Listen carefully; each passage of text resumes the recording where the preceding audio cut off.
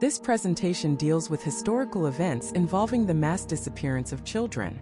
Viewer discretion is advised. On June 26, in the year 1284, 130 children walked out of the German town of Hamelin and vanished from the face of the earth. They weren't lost in a tragic accident. They weren't taken for ransom. They were led away in broad daylight by a single man with a musical pipe and were never seen again. This is not a fairy tale. It's a 700-year-old cold case.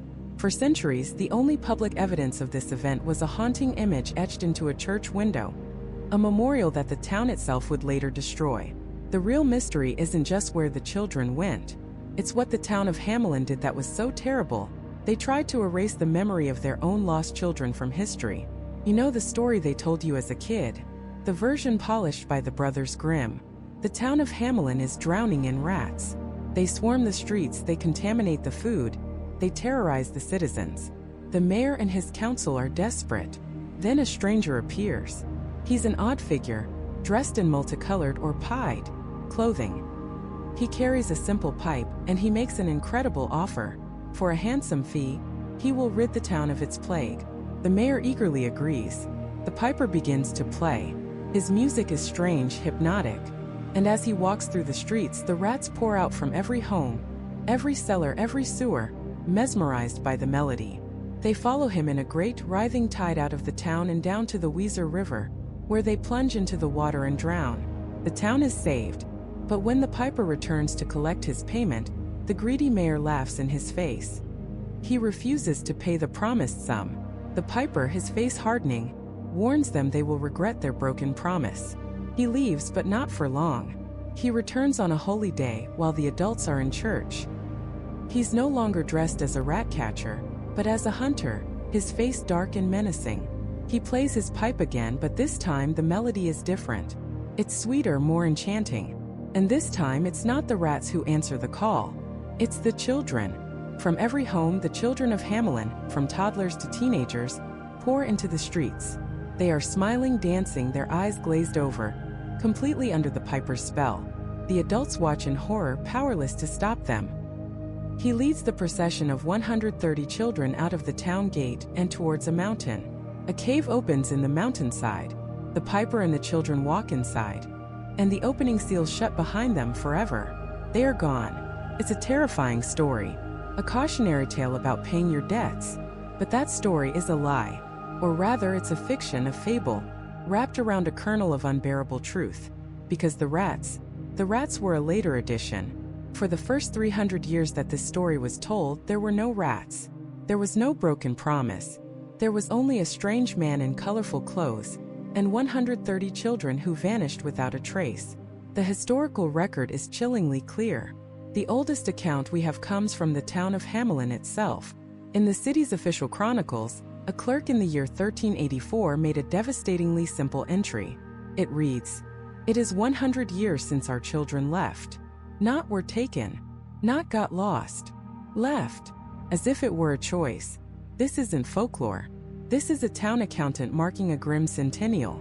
But the most powerful piece of evidence was created within living memory of the event. Around the year 1300, a new stained glass window was installed in Hamelin's market church. It was a memorial, and it didn't depict a saint or a biblical scene. It depicted a man in multicolored clothes, playing a pipe, leading a group of children dressed in white out of the town.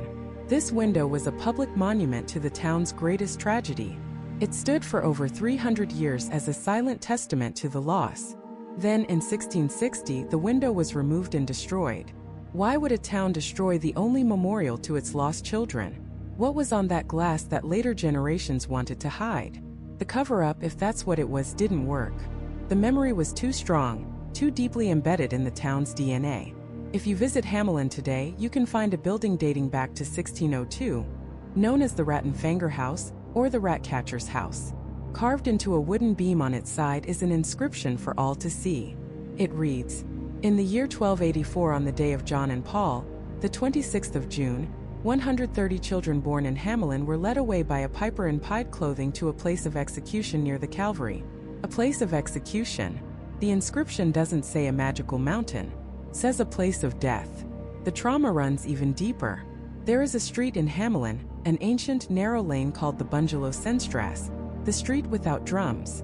Local law for centuries forbade any music, any dancing, any procession from ever taking place on that street. Why? Because it was the last street the children walked down before they disappeared forever. Imagine a grief so profound, so lasting, that it silences a street for over 700 years. This is the foundation of the mystery.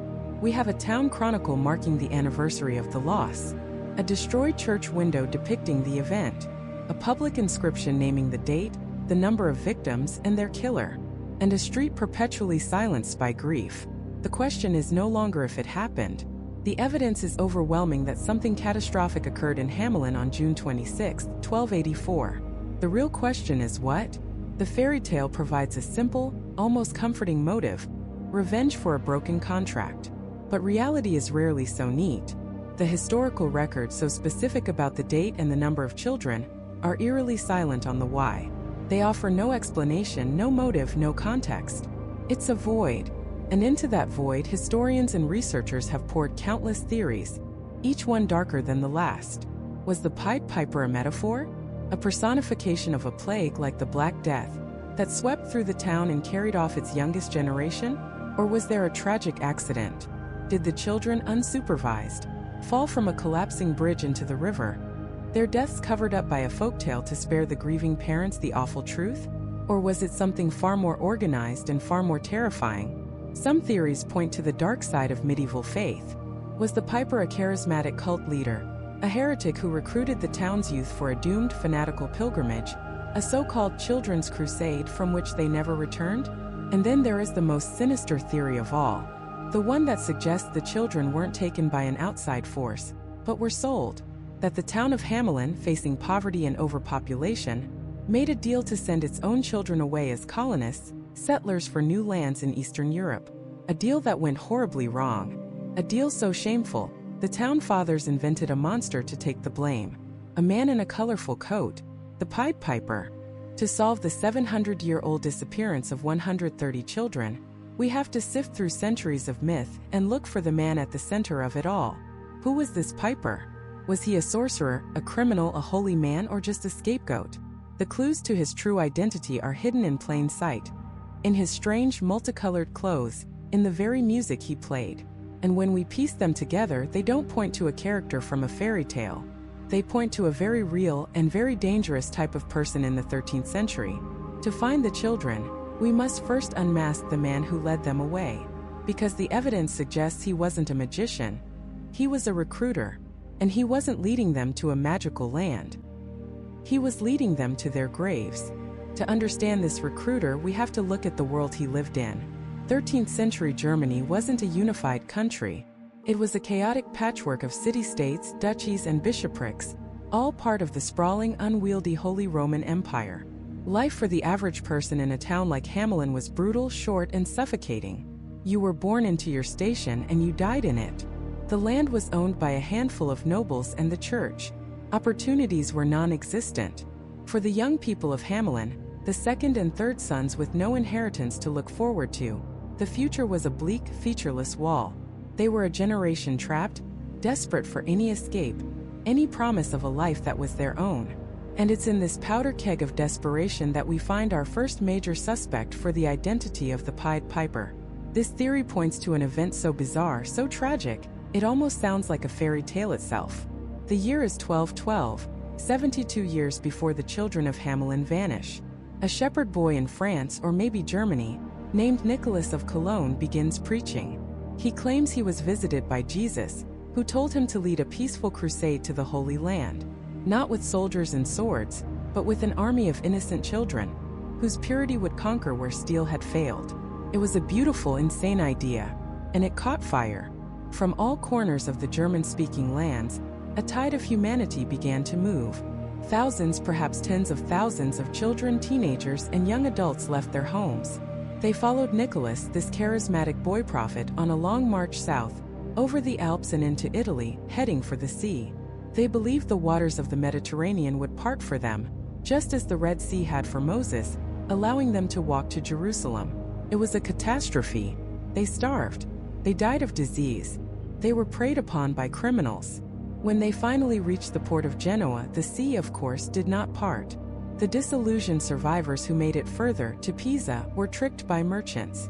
2 shiploads of them were packed onto vessels, not for the Holy Land, but for Tunisia, where they were sold into slavery. The Children's Crusade, as it came to be known, was a ghost army, marching to its own annihilation, led by a boy with a divine promise. So, is the Pied Piper simply Nicholas of Cologne? A charismatic leader making impossible promises to a generation of hopeful youth, leading them away from their homes on a doomed pilgrimage? The parallels are chilling. A single persuasive figure, a mass exodus of children, a journey that ends in tragedy. For centuries, many believed this was the answer. The story of Hamelin was just a localized, mythologized version of the Great Children's Crusade. Feels right, feels plausible, but it's wrong. The timeline is the first major problem. The inscription on the Hamelin church window and other early accounts are adamant about the date, 1284. The Children's Crusade was in 1212. A 72-year gap is more than a simple discrepancy. It's a historical chasm. While stories can morph over time, it's highly unlikely that an entire town would collectively misremember the single most traumatic event in its history by 3/4 of a century. Furthermore, there is absolutely no record, none, of Hamelin losing a significant portion of its youth in 1212. For a tragedy of that scale, you would expect to find some mention in the town's meticulous records of births, deaths, and taxes. There is only silence. The Children's Crusade is a tempting explanation, a historical red herring. The real answer is less mystical but far more calculated.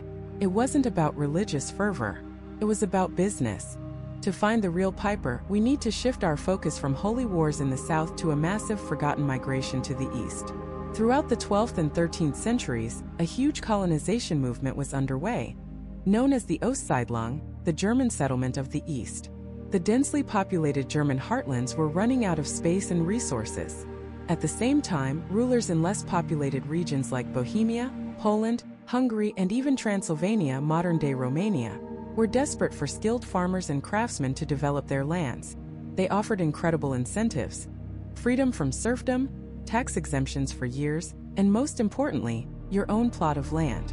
It was the medieval equivalent of the American dream.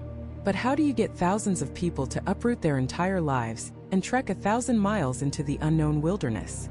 You hire a professional. You hire a recruiter. These men were known as locators.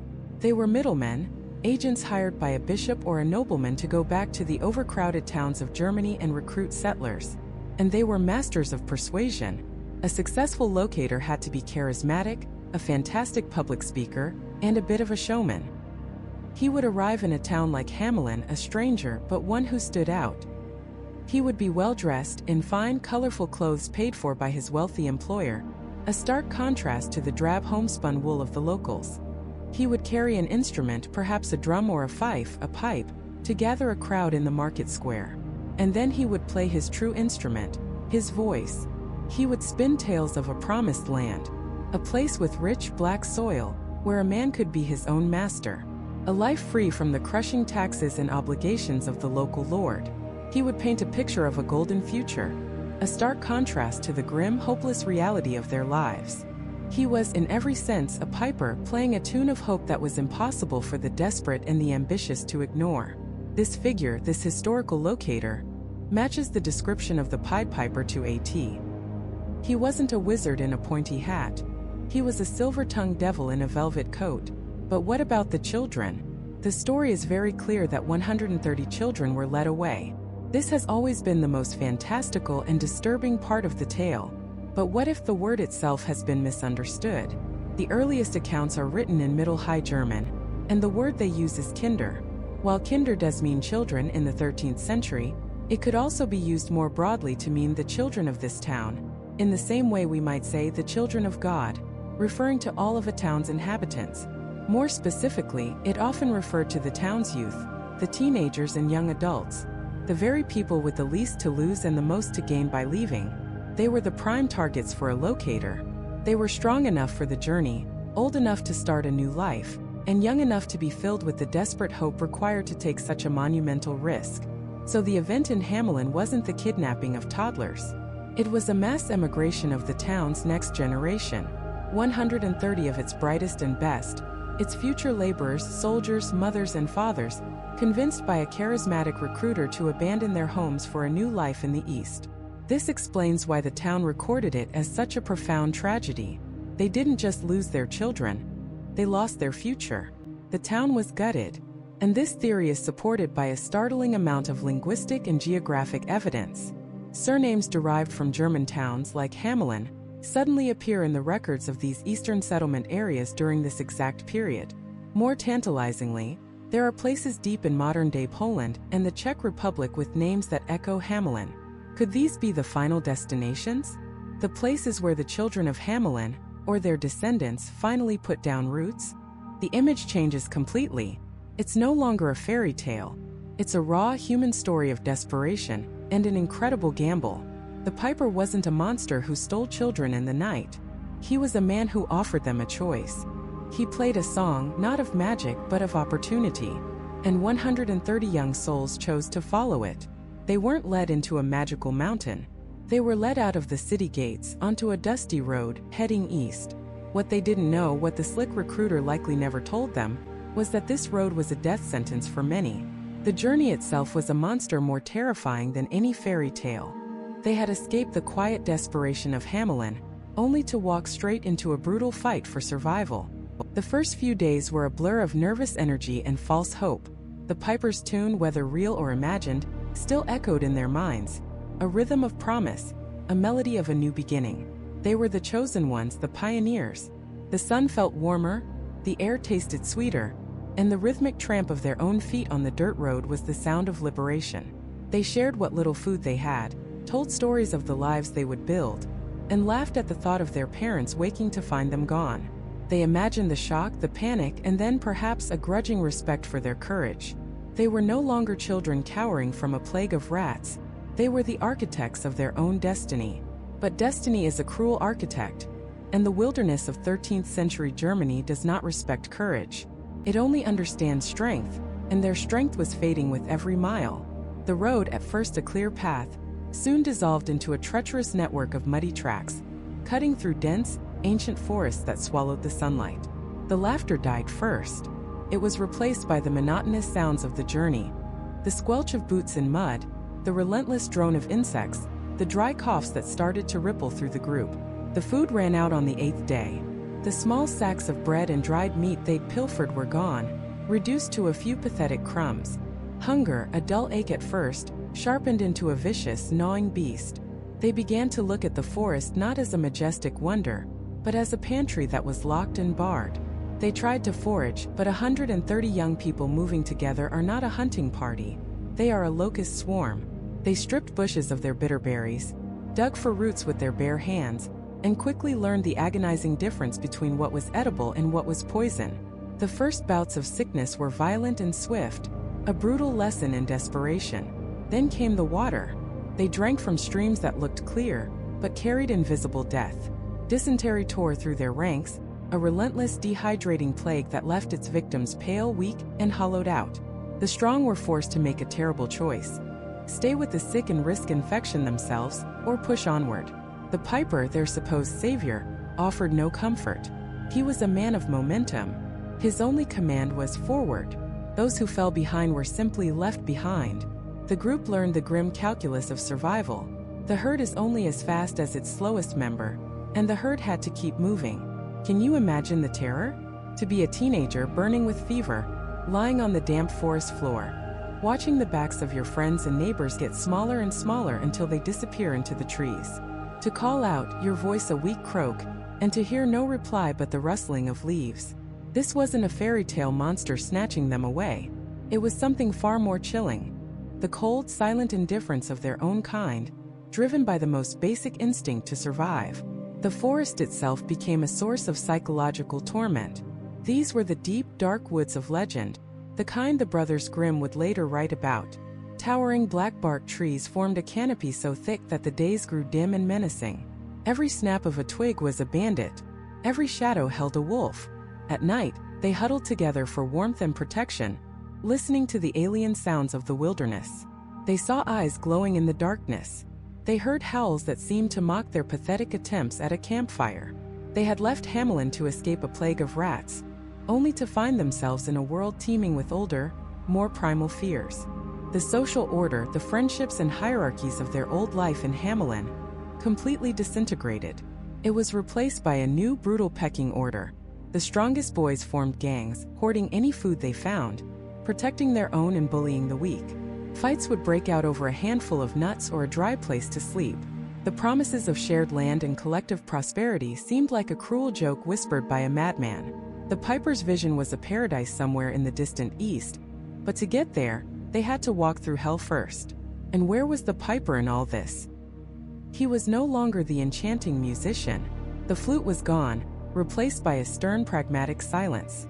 He was a guide, a human compass pointing east, but he was not a shepherd. He did not care for his flock. He was a locator, a colonial agent, and these children were not his followers, they were his product. His payment depended on delivering a certain number of able-bodied settlers to a distant lord in Moravia or Transylvania. The contract likely even accounted for a certain percentage of loss. These children weren't pioneers to him. They were human capital, and some of it was simply expendable. He would have known the route. He would have known about the rivers that had to be forded, the mountains that had to be climbed, the long, foodless stretches of wilderness. He knew the odds, and he never told them. He sold them a dream, knowing full well that many of them would die before ever seeing it. This wasn't a magical abduction. It was a calculated, cold-blooded business transaction where the currency was the lives of children. One evening, as the exhausted group made camp near the banks of the Weser River, a young girl, no older than 12, finally broke. Her brother had been one of the first to succumb to sickness a week prior. She had been walking in a silent daze ever since. Now, standing by the dark, rushing water, she began to scream. It wasn't a scream of fear, but of pure, undiluted grief and rage. She screamed at the Piper, calling him a liar, a monster, a murderer. She screamed at the others for leaving her brother behind. She screamed at the silent, watching trees and the uncaring sky. For a moment, everyone froze. Her voice cut through the fog of their exhaustion and despair, articulating the nightmare they were all living. It was a moment of truth. But what could they do? Turn back. The journey back was just as long, just as deadly, and what awaited them there? Shame, punishment, and the same hopeless poverty they had fled. There was no going back. The Piper didn't even turn to look at the girl. He simply stared east, towards the opposite bank of the river. The message was clear. The only way out was through. The next morning, the girl was gone. No one knew if she had run away during the night, or if the dark waters of the river had claimed her. No one asked. They just packed their meager belongings, forded the cold, waist-high river, and continued to walk. The group was smaller now, harder. The innocence they'd left Hamelin with had been scoured away, replaced by a grim, hollow-eyed resolve. They had survived the first great filter. They had crossed forests and rivers, endured hunger and disease. They were no longer the children of Hamelin. They were survivors of a brutal migration, a death march disguised as an adventure. But as they crested a hill and saw the next vast expanse of unforgiving wilderness stretching before them, a new terrifying question began to form in their minds. What if this journey never ended? What if the promised land wasn't real, and this road, this suffering was all there was? That question, once spoken, was a poison. It didn't need to be shouted. It was a whisper that slithered from one exhausted child to the next, a contagion of doubt that spread faster than any plague.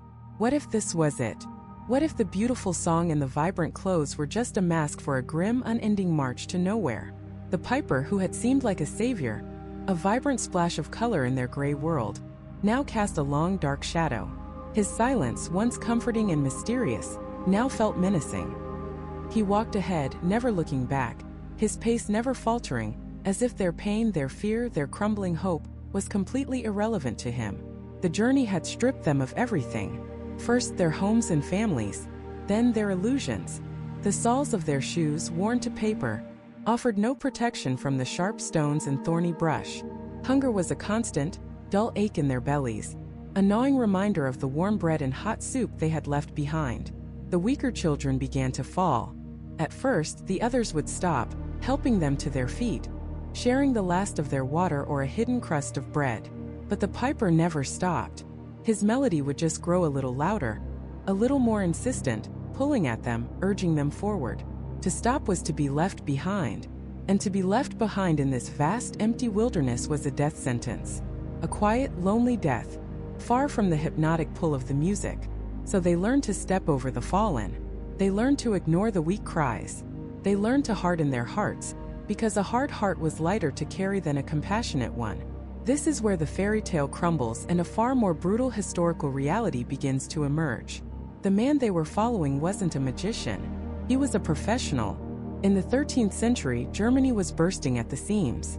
Overpopulation, famine, and feudal oppression made life unbearable for many. But to the east, in places like Pomerania, Brandenburg, and even Transylvania, there were vast, underpopulated lands. Slavic princes and Hungarian kings wanted German settlers to farm their fields, build their towns, and pay their taxes. And to get them there, they relied on a specific type of man, a man known as a locator. These locators were the headhunters of the Middle Ages. They were charismatic entrepreneurs, silver-tongued salesmen who traveled to the desperate, overcrowded towns of Germany and sold a dream. They promised fertile land, freedom from tyrannical lords, and a life of prosperity. They were paid by the head. For every man, woman, and child they delivered to their new patrons in the East, they received a handsome fee. The children of Hamelin were not being led to a magical mountain. They were a product, a human commodity being moved across the continent for profit. The piper's colorful clothes weren't the garb of a jester. They were the uniform of a showman, a walking advertisement designed to attract attention, to stand out from the drab misery of medieval life. His pipe wasn't enchanted. Its power was far more real. It was the power of hope. He played the songs of a better life, melodies that spoke of full harvests and happy homes, a tune that drowned out the grumbling of empty stomachs and the ache of weary feet. He was a master of psychology. He didn't need magic to lead 130 children out of their homes.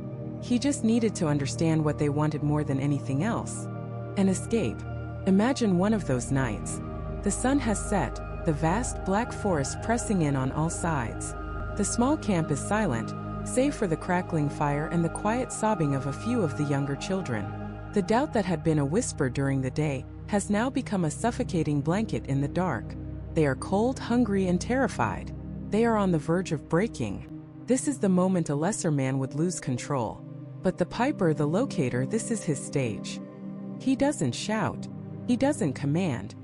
He simply moves to the center of the firelight, his strange, colorful clothes looking otherworldly in the flickering glow. And he begins to speak. His voice is as mesmerizing as his music. He doesn't deny their suffering. He acknowledges it. He tells them that all great things are born from struggle, that the promised land isn't for the weak. It's a prize to be earned. He describes it for them, not as a vague idea but as a real place. He talks of rivers so full of fish you can catch them with your bare hands. He describes trees heavy with apples and pears, their branches hanging so low you don't even need to climb. He paints a picture of houses they will build with their own hands, homes that belong to them, not to some fat, greedy lord. He creates a new world with his words, a world without their parents, without the rules and hardships of Hamelin, a world where they are the masters. He stokes the embers of their resentment. He reminds them of the town that betrayed him, the town that saw them as nothing more than mouths to feed. They didn't value you, he'd say, his voice dropping to a conspiratorial whisper. But I do. And in our new home you will be valued. You will be the founders, the first children. He turns them against their own past. He transforms their homesickness into a weakness, their love for their parents into a chain holding them back. He makes the journey a test of faith, and he is their prophet. Any child who dares to speak out, to voice the doubt they all feel, is immediately isolated. The piper doesn't punish them himself. He doesn't have to. He simply looks at them with a kind of pity, a sad disappointment, and the other children, desperate to believe, to prove their own strength, do the work for him. They shun the doubter. They call them weak. They reaffirm their own belief by attacking anyone who threatens it. It's the classic behavior of a cult. And so they endured. They crossed rushing streams and climbed steep, rocky hills. They ate roots and berries and whatever small creatures they could catch. They were no longer the children of Hamelin. They were a tribe forged in hardship, with the piper as their undisputed chief. The memory of their old lives began to fade. replaced by the all-consuming reality of the road and the ever-present promise of the song. The destination was no longer just a place. It was their entire identity. After weeks that felt like a lifetime, they came to it. An obstacle far greater than any they had faced before. A river. Not a stream they could wade through, but a wide, deep, churning artery of water, moving with a power that seemed malevolent. It was a barrier, a definitive end to their path. The children stopped, their hearts sinking. The last of their hope seemed to drain away, swept downstream by the powerful current. This was it. The journey was a failure. They were trapped. But as they stared in despair at the impossible obstacle, a strange thing happened. The piper, who had been silent for miles, stopped and turned to face them. And on his face, there was not a look of concern or defeat. There was a smile, a wide, knowing, triumphant smile. He looked at the churning water not as an ending, but as a destination. This was where he had been leading them all along. And as the children watched in confused terror, he raised the pipe to his lips, but the song he began to play was different. It wasn't a marching tune. It was slower, more serene, almost like a lullaby. It was a song of finality, a song of arrival. The notes hung in the air, not with the frantic energy of the rat-charming tune, but with a strange, hollow beauty.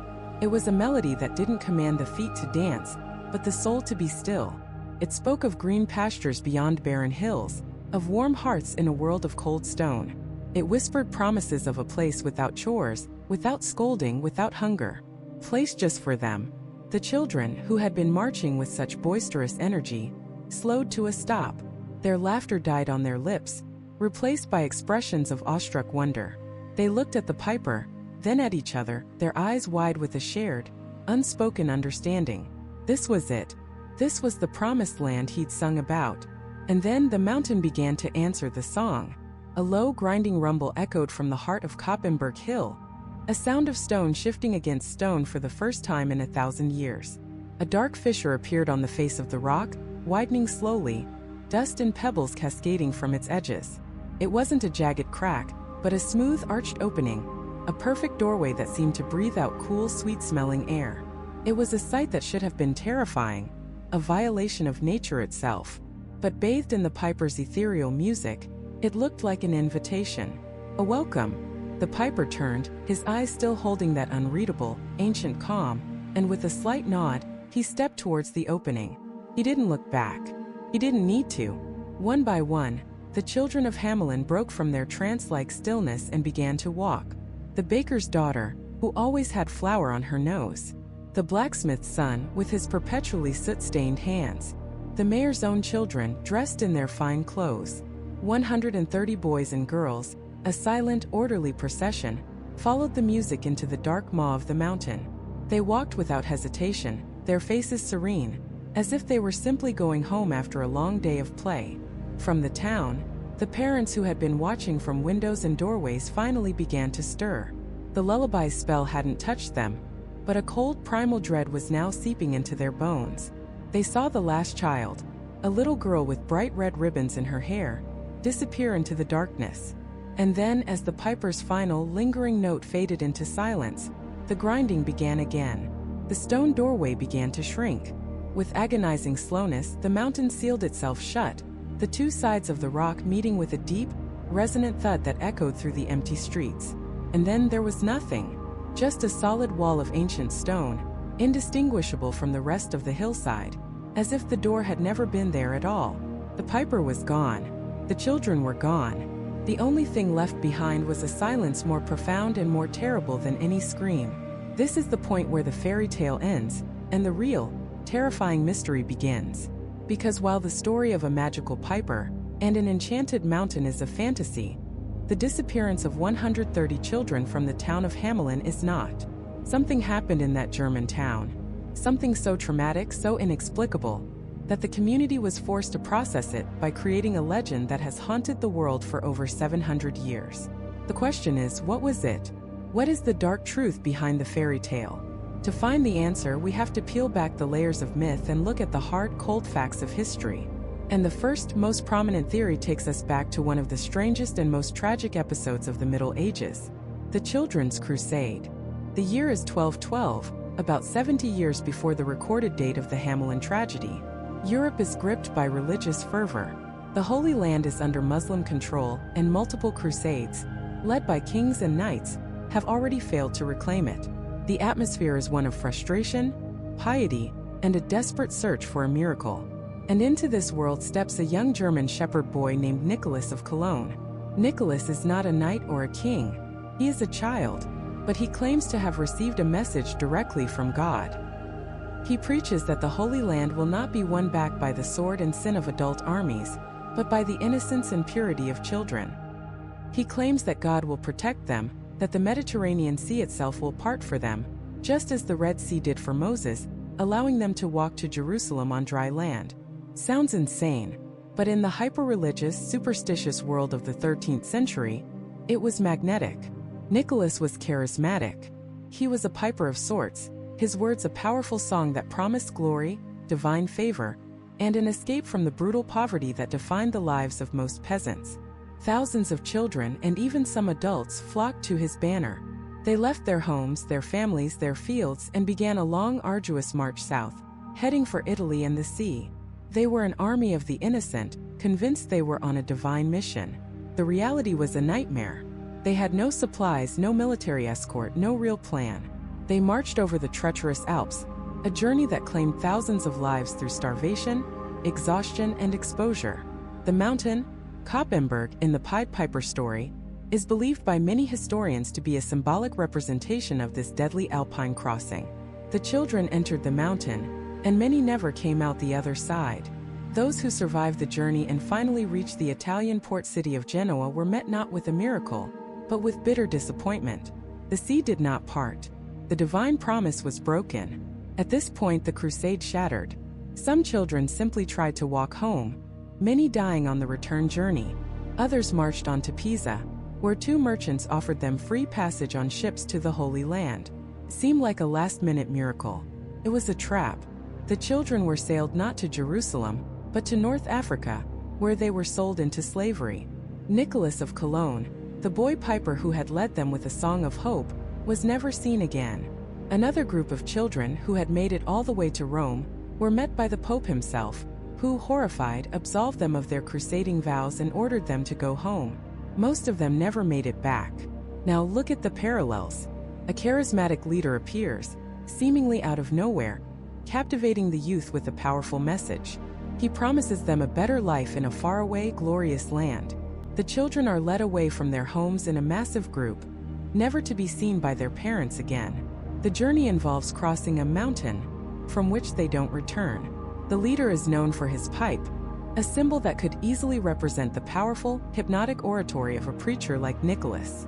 The rats which the piper first charmed away could be a metaphor for the sin, poverty, and despair that the crusade promised to leave behind.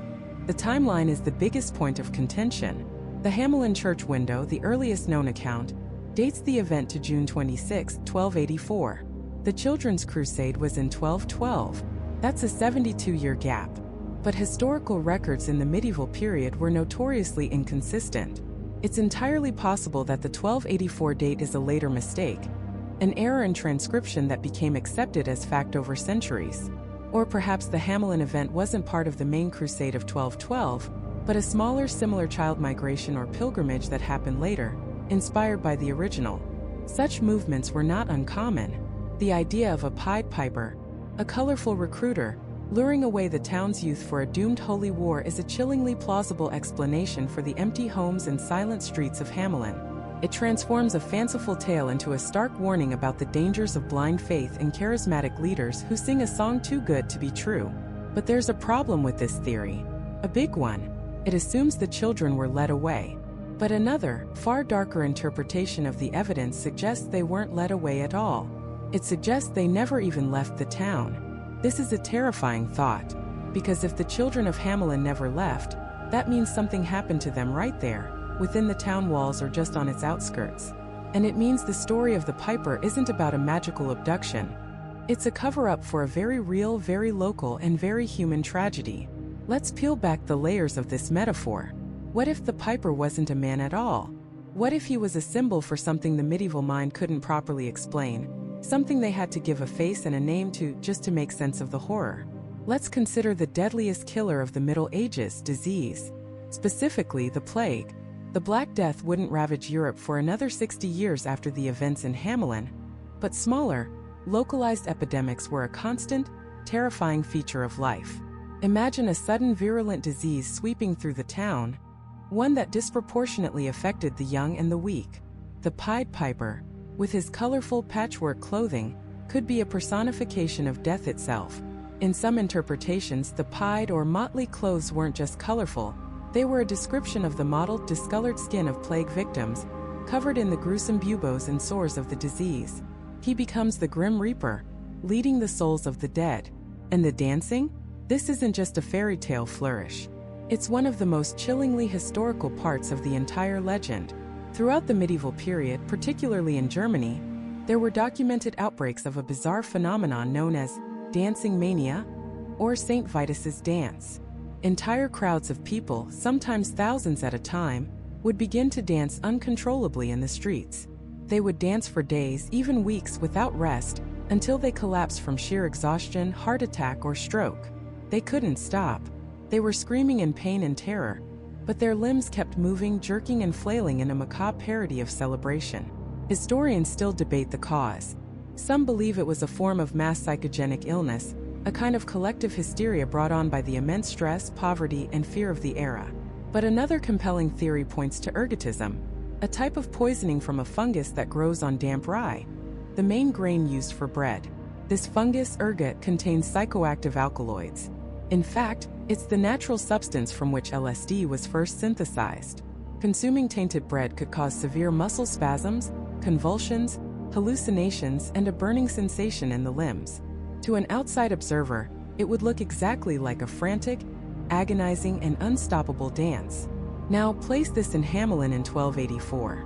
A local outbreak of ergot poisoning or a similar neurological disease takes hold of the town's children. They begin to dance uncontrollably. They can't be stopped.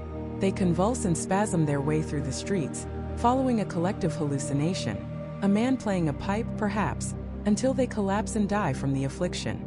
The story of the piper leading them away becomes a way for the traumatized survivors to process an unspeakable medical horror. They didn't understand germs or mycotoxins. They understood sin, demons, and dark bargains. A vengeful sorcerer made more sense than tainted bread. Another, equally grim possibility is a natural disaster.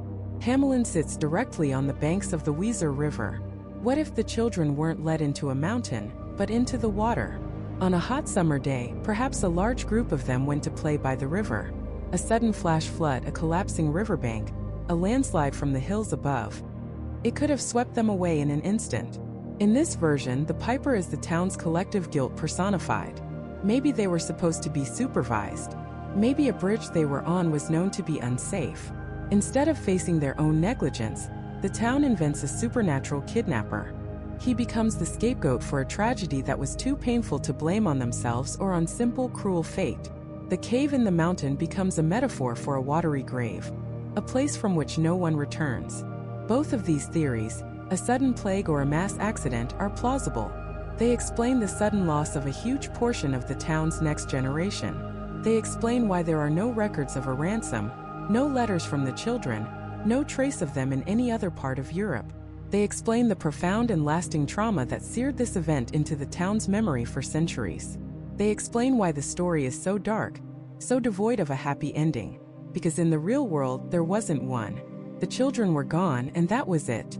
The piper was simply the story the adults told themselves so they could sleep at night, a monster to blame for a world of random, senseless tragedy. These theories feel right, don't they? They ground the fantastical story in the grim reality of the 13th century. They transform the piper from a fairy tale villain into a powerful symbol of death, disease, and grief. It neatly explains the rats as a harbinger of the disease that would later claim the children, tying the two halves of the story together in a deeply symbolic way. Seems like we've found our answer. A tragic epidemic or a horrific accident, immortalized in folklore. But there is a massive glaring hole in both of these theories. A problem so significant it threatens to unravel them completely. The problem is the specificity. Plagues and diseases are not precise. They don't strike on a single day and take exactly 130 victims, all of them children.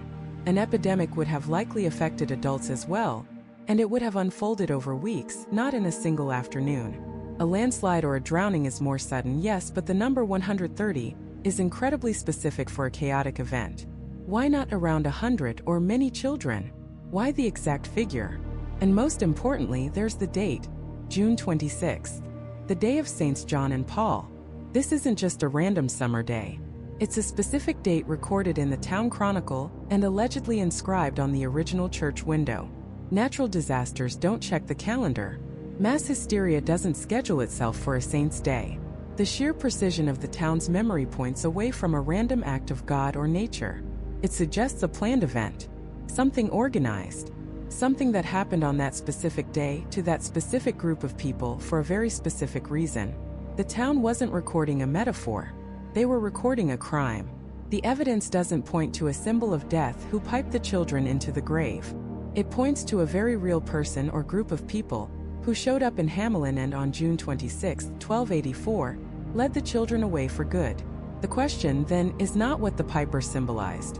The question is, who was he, and where on earth did he take them? To answer that, we have to stop thinking about fairy tales and start thinking like 13th century Germans. We have to peel back the layers of magic and myth and look at the hard, cold reality of life in the town of Hamelin in the year 1284. It was not a happy place. It was overcrowded, opportunities were scarce, and for the young people of the town, the future probably looked bleak. This grim reality is the fertile ground in which the most plausible and most widely accepted historical theory grows. It's known as the Eastern colonization theory, or the Ostsiedlung, and it suggests this wasn't an abduction, it was an exodus. During the 12th and 13th centuries, a massive wave of German migration was underway. The German-speaking lands of the Holy Roman Empire were pushing eastward, colonizing and settling sparsely populated territories in what is now Poland, the Czech Republic, Hungary, and even Romania. This wasn't a military conquest in the traditional sense. It was a recruitment drive on a colossal scale. Landowners and bishops in these eastern regions desperately needed people to clear forests, farm the land, and build new towns. So they sent out recruiters. These men were known as locators. Their job was to go into the overpopulated towns of Germany and sell a dream. They would promise fertile land, lower taxes, and greater personal freedom to anyone willing to pack up and move east. And to draw a crowd, to get people to listen to their pitch, they had to be charismatic. They had to be showmen. Historical accounts describe these locators as being dressed in flashy, colorful clothing to stand out and project an image of wealth and success. They were professional persuaders, Pied Pipers in the most literal sense, leading people toward a promised land. Now, picture this man arriving in Hamelin. He's dressed in a coat of many colors, a sign of his status. He doesn't need a magic flute. His instrument is his voice, his promise.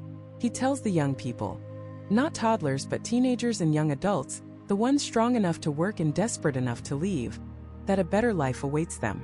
He's not stealing them.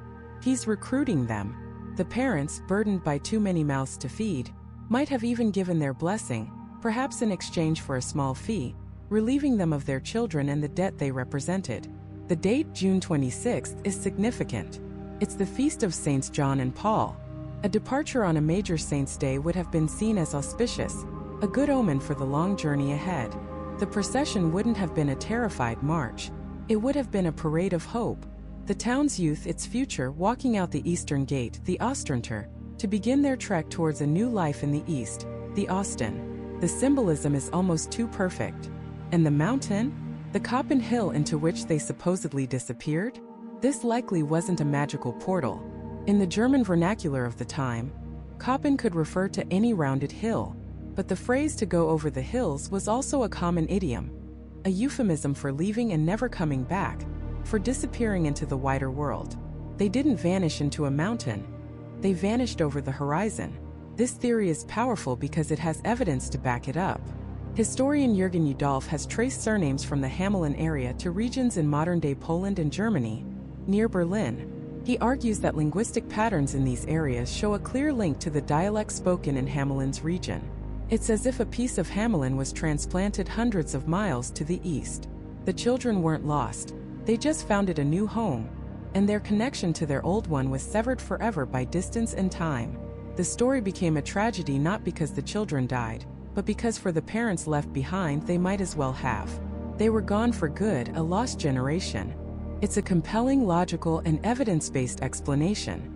It neatly accounts for the Piper's colorful clothes, the date, the direction of departure, and the permanent loss of the town's youth. Case closed, right? Well, not quite. Because while the colonization theory is the leading contender, other explanations have been fighting for attention for centuries. One of the most persistent is the idea that the children died of some sudden catastrophic plague. In this version, the Piper isn't a recruiter.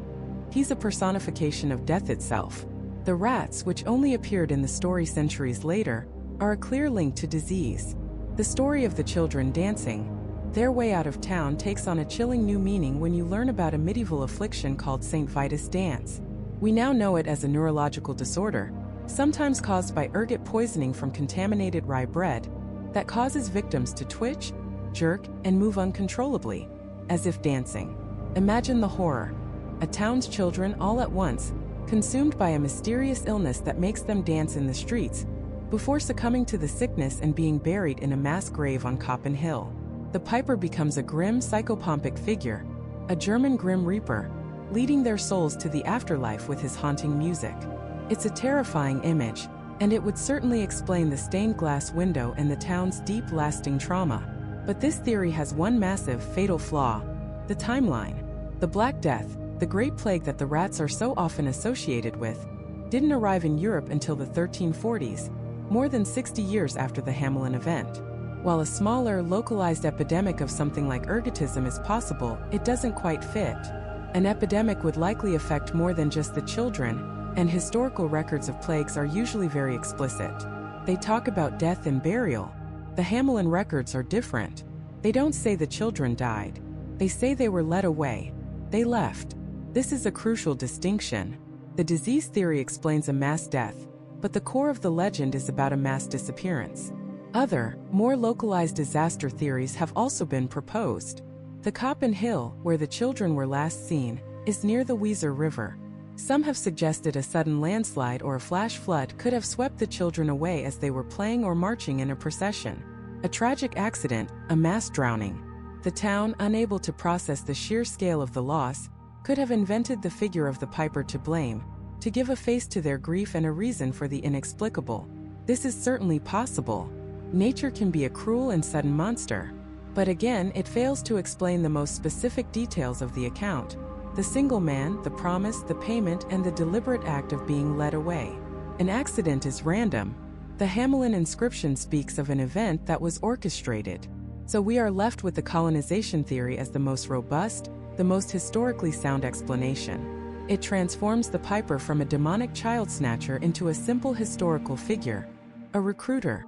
It transforms the lost children from victims of dark magic into pioneers seeking a better life. It's a rational, demystified version of the story. But here's the problem: feels incomplete. It's too clean. It explains the what and the where, but it doesn't fully explain the terror. It doesn't explain the raw, visceral trauma etched into Hamelin's memory, a trauma so deep that they marked their calendar from that day forward. A hopeful departure for a new life, even one that ends in permanent separation, doesn't usually get recorded in a town's legal documents as a day our children went away. That phrasing implies something more sinister. It speaks of a profound and perhaps violent betrayal. The colonization theory explains the children leaving. It does not explain why the town remembered it not as a bittersweet migration, but as if their children had been marched directly into the jaws of hell. And that's because there may be a darker side to this colonization story, a detail hidden not in what happened, but in who the Piper might have been working for. Because some historians believe he wasn't just any locator. He was a recruiter for a very specific and very violent conflict, a bloody crusade that history has largely forgotten, one that promised the youth of Hamelin not a new home, but a shallow grave. The year is 1212. Europe is gripped by a religious fervor that borders on madness.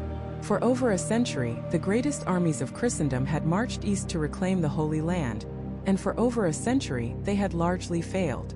Jerusalem was lost. The honor of the faith was stained, and in the minds of the pious and the desperate, A strange and powerful idea began to take root, that the sinfulness of adult soldiers was the cause of their defeat. God, they reasoned, would not grant victory to the corrupt and the worldly. Victory could only be won by the pure, the innocent. Victory could only be won by children. This was the genesis of the Children's Crusade, one of the most bizarre and tragic episodes in medieval history. It wasn't a single organized event, but a mass hysteria that swept through France and Germany. Two figures emerged at its center: a German shepherd boy named Nicholas of Cologne and a French shepherd boy named Stephen of Cloyes. Both claimed to have received divine visions. Both preached that they could succeed where kings and knights had failed. They claimed they could march to the Mediterranean, where the sea would part for them, allowing them to walk to the Holy Land on dry ground and peacefully convert the Muslims to Christianity. They were charismatic, they were convincing, and they were Pied Pipers in every sense of the word. Tens of thousands of children, adolescents, and young adults flocked to their banners. They left their homes, abandoned their families, and formed massive, disorganized processions snaking their way south. They were armed not with swords and shields, but with faith and wooden crosses. The parents, torn between piety and parental instinct, could only watch as their children were swept up in this tide of religious delusion, led by a charismatic stranger promising a divine destiny. Sound familiar?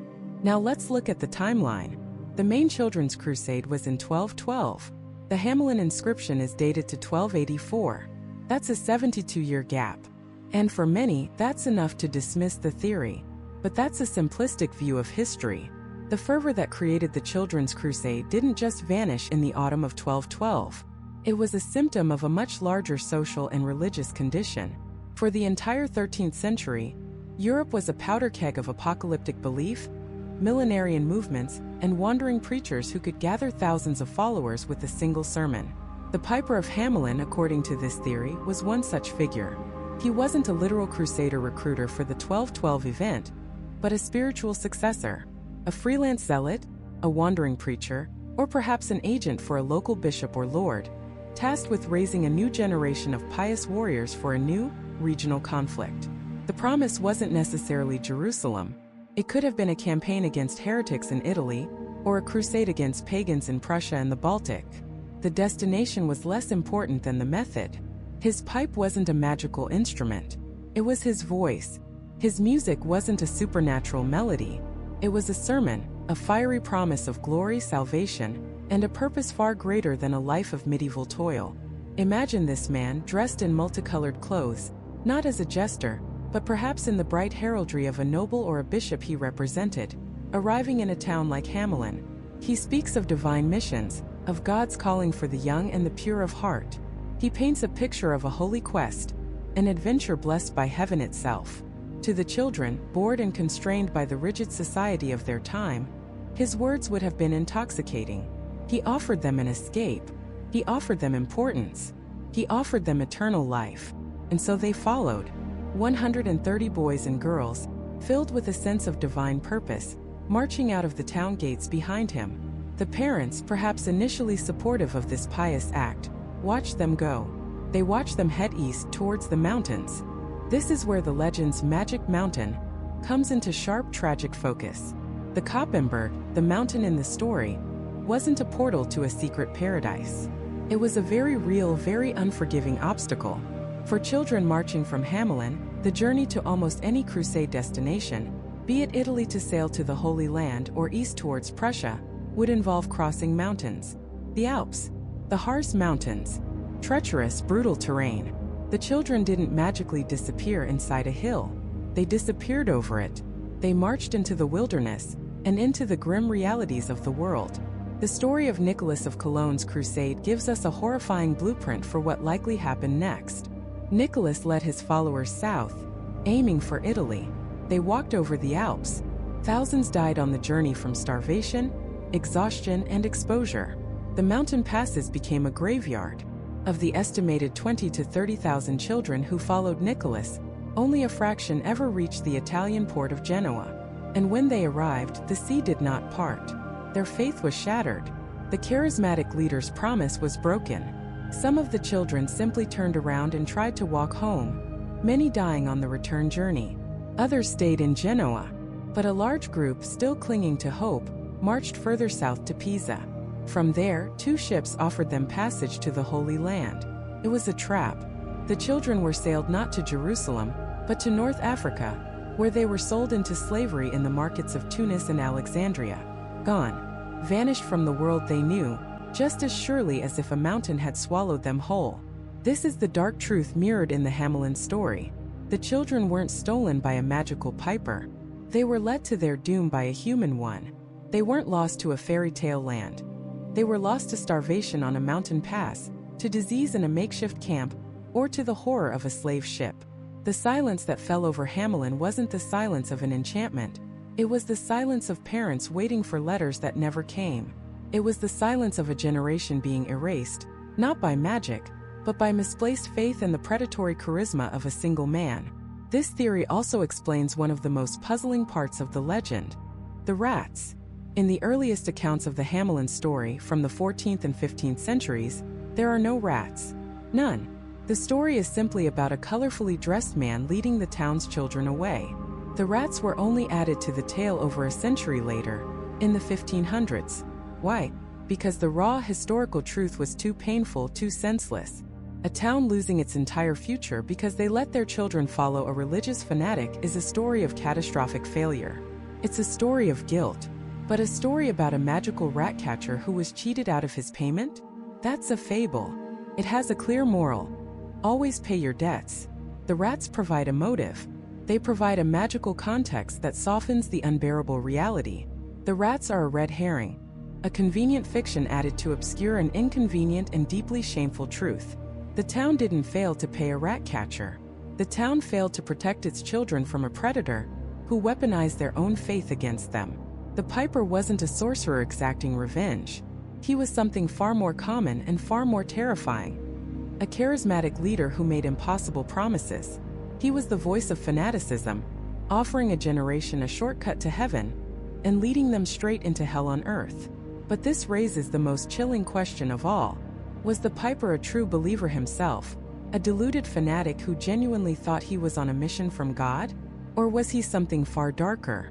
A cynical con man, a human trafficker who knew from the very beginning that the paradise he was promising was actually the hold of a slave ship. To answer that, we have to peel back the comforting layers of folklore and stare directly into the cold, hard realities of the 13th century. This was not an age of fairy godmothers and magical beans. It was an age of brutal pragmatism, of famine, plague, and a desperate struggle for survival. And in that world there was a commodity more valuable than gold, more sought after than spices: human beings. Let's erase the image of the magical musician for a moment and replace it with a figure far more common at the time, and far more dangerous: the recruiter, the locator. This was a professional, a man hired by a nobleman, a bishop, or a king to populate new lands. In the 13th century, vast swathes of Eastern Europe, places we now know as Poland, the Czech Republic, East Germany, were sparsely populated frontier territory. Forests needed to be cleared, swamps drained, towns built from scratch. It was a massive project of colonization, known to historians as the Ostsiedlung, the East Settlement, and it required a constant, massive influx of people. So lords and landowners would hire these Lokatoren, these recruiters, to go back to the densely populated, often impoverished regions of Western Germany, like the area around Hamelin, and make a sales pitch. And what a pitch it was! They promised a new life. They promised fertile land of your own, free from the crushing taxes and obligations of your old lord. They promised opportunity, a future for your children, a literal paradise on earth compared to the squalor and hunger you knew. These recruiters were often flamboyant characters. They dressed in colorful, distinctive clothing to stand out, to project an aura of success and authority. Sound familiar? Now imagine this man, this charismatic salesman, arriving in Hamelin, a town struggling perhaps with overcrowding, with too many mouths to feed. He doesn't come offering to get rid of rats. He comes offering to solve a much bigger problem, the problem of a future. He doesn't just play a pipe. He plays on their hopes and their fears. He tells them of a promised land, a place just over the mountains, where their children can thrive. But here's where the story takes its darkest turn. While some of these settlement schemes were legitimate, many were deeply predatory. The journey itself was a brutal, unforgiving ordeal. We're talking about a trek of hundreds of miles on foot, through dense forests and over mountains, with little food and the constant threat of disease and attack. For children, the mortality rate would have been catastrophic. This isn't just speculation. This is where history offers us a stunning, chilling clue. Historians and linguists have traced the path of this migration, and they found something extraordinary. In the regions of Moravia and Brandenburg, hundreds of miles to the east of Hamelin, new villages began to spring up in the years following 1284. And when you look at the family names in those new villages, you find an uncanny number of them are identical to the family names from the Hamelin area. It's the medieval equivalent of a breadcrumb trail. Names that were common in Hamelin, but rare elsewhere, suddenly appear en masse in a specific region of the eastern frontier. It's as if a piece of the town was carved out and transplanted. The story's own details start to click into place with terrifying clarity. The date June 26th is St. John and Paul's Day. This was historically a common day to begin a long summer journey, a pilgrimage or a migration. The children followed him out of the East Gate, the Osterter. They were literally heading east. And the Koppen Mountain, the magical hill that swallows the children? The word Koppen in Old German can simply mean head or hilltop. There is no magical mountain near Hamelin, but to get to the eastern settlement areas like Moravia, you have to cross a number of mountain ranges. The piper didn't lead them into a mountain. He led them over the mountains, after which they were never seen in Hamelin again. The story becomes a coded, traumatic memory of a real event. The parents of Hamelin didn't lose their children to a magical curse. They lost them to a contract. But why would they agree? Why would an entire town let its future walk away? The answer is likely a heartbreaking mix of desperation and deception. Perhaps the recruiter had official-looking documents, a charter from a powerful bishop, making the whole enterprise seem legitimate and safe. Perhaps the parents were paid a small sum, a finder's fee that felt like a fortune in a time of poverty. Or perhaps they were simply convinced that sending their children away was the only chance they had for a better life. Imagine a family with 7 children and only enough food for 4. The recruiter's offer, as agonizing as it was, might have seemed like the only rational choice. A terrible but necessary sacrifice. The legend says a lame boy, a deaf boy, and a blind boy were left behind. In the cold light of this theory, that detail is no longer a whimsical footnote. It's the most tragic part of the story. Who would be left behind on a grueling 1,000-mile march to a new colony? The ones who couldn't keep up. The ones deemed unfit for a life of hard labor. They weren't saved by their disabilities. They were rejected for them. They were the living witnesses, the ones left to tell the tale of how all their friends, all their siblings, marched away towards a paradise they would never reach. So the Pied Piper wasn't a sorcerer. He was a human trafficker, operating under the guise of a legitimate colonization agent. The rats were likely a later addition to the story, a way to give the town a reason to betray the Piper, to make them seem less complicit in the loss of their own children. It's easier to live with a story about being cheated out of a magical reward than it is to live with the truth that you sold your children to a charismatic stranger who promised them a better life. The pipe wasn't magic. It was the power of a promise. And the mountain wasn't a portal. It was the point of no return. This theory accounts for the names, the date, the direction of travel, and the historical context. It transforms the piper from a fantasy figure into a chillingly real predator. He didn't just lure the children with a melody. He lured an entire town with the song of hope, and then marched its future into the wilderness. But if this is the answer, if the disappearance of Hamelin's children was a well-documented, if tragic case of emigration and colonization, it raises an even more profound question. Why did this story survive? And why did it morph into a fairy tale? Tragedies happen all the time in the Middle Ages. Entire villages were wiped out by plague or war and forgotten to history. Why did this specific event, the loss of 130 children, embed itself so deeply into the cultural psyche that we are still talking about it, still haunted by it over 700 years later? The historical event may be solved, but the mystery of the story itself, its incredible power and endurance, is something else entirely. What is this story really trying to warn us about? It's a warning about us. About the darkness that lurks not in enchanted forests or magical mountains, but in the human heart. On the surface, the moral seems simple, almost childishly so. Keep your promises. Pay your debts. It's the kind of lesson you teach a 5-year-old. But to believe that's the extent of the story's message is to miss the terrifying abyss that lies just beneath the surface. This isn't a simple fable about a broken contract. It's a profound and disturbing commentary on societal decay, moral bankruptcy, and the consequences of our actions echoing through generations. First, let's consider the piper himself. He isn't just a man. He's a force of nature. He is the ultimate outsider, a figure who exists beyond the town's laws, its culture, its understanding. He arrives dressed in multicolored, pied clothing, marking him as someone who doesn't belong, a jester or a vagabond. He possesses a power the townsfolk can neither comprehend nor control. They see him as a tool, a pest exterminator they can hire and then dismiss. Their fatal mistake is believing he operates by their rules. They think they can cheat him, a nameless drifter.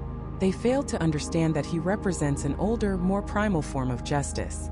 When they break their mundane, man-made contract, they invoke a much deeper, cosmic one. The piper becomes the embodiment of consequence, the terrifying, logical, and inescapable result of their own moral failure.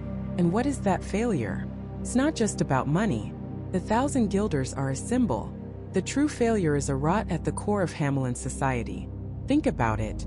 This is a town so consumed by a problem, the rats, that it paralyzes them.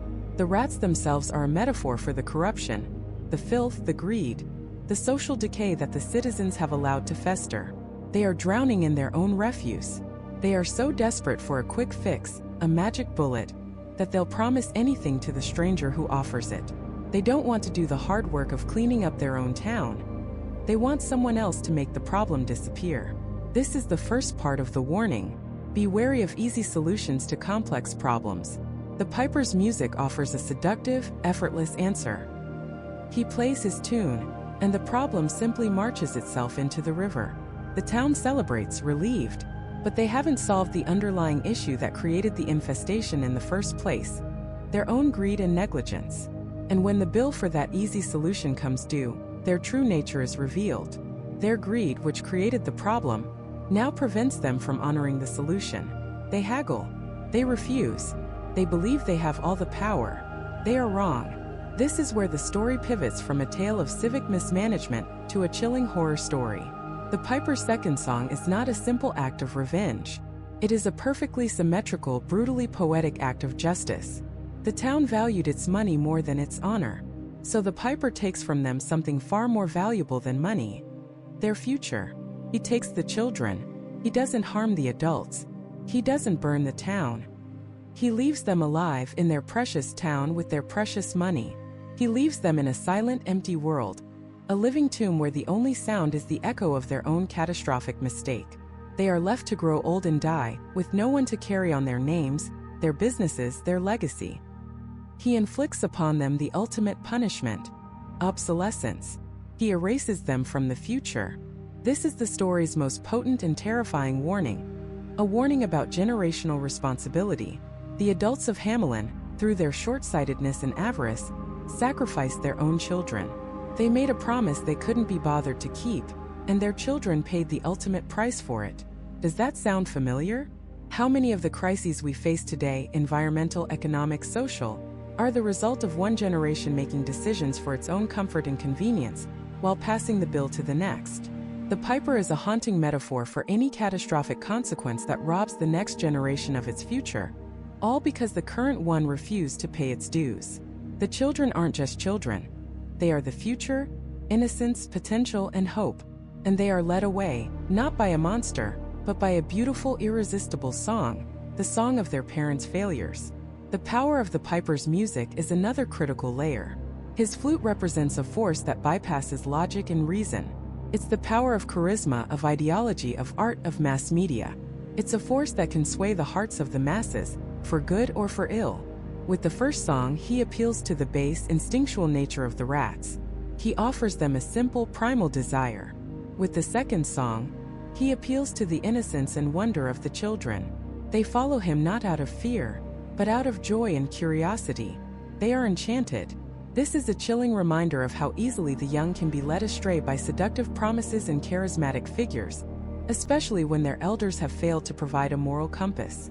The story warns us that the most dangerous forces are often not the ones that threaten us with violence, but the ones that charm us, that sing to us a song so sweet we follow it willingly, right to the edge of the cliff.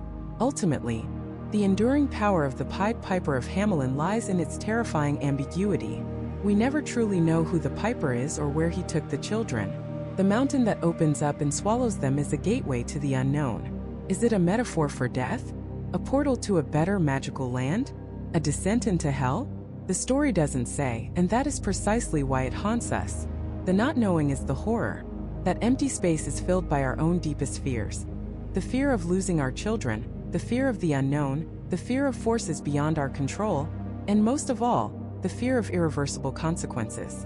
The stained glass window in the Hamelin church, the inscription on the old town gate, these weren't just historical records. They were warnings etched in glass and stone. They were the desperate attempt of a traumatized community to ensure that no one ever forgot the price of a broken promise. The story has survived for over 7 centuries not just because it's a good yarn, but because it's a mirror. It reflects the darkest parts of our own nature and the potential for any society, at any time, to make the same fatal error. The dark truth of the Pied Piper is not that a magical man stole a town's children. The dark truth is that the town gave them away. The Piper didn't destroy Hamelin. The people of Hamelin destroyed themselves with their own corruption and greed. The Piper was merely the instrument. He was the bill that finally came due. The story's final, chilling lesson is this. The rats are always there, festering in the dark corners of society. They are our greed, our corruption, our shortcuts, our refusal to deal with our own problems. And if we let them multiply, a piper will always come. He will come with a smile and a song and a promise of an easy solution.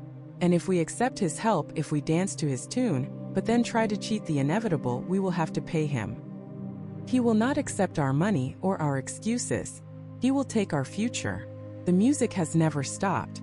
The pipers are always waiting. The only question is, have we learned anything in 700 years?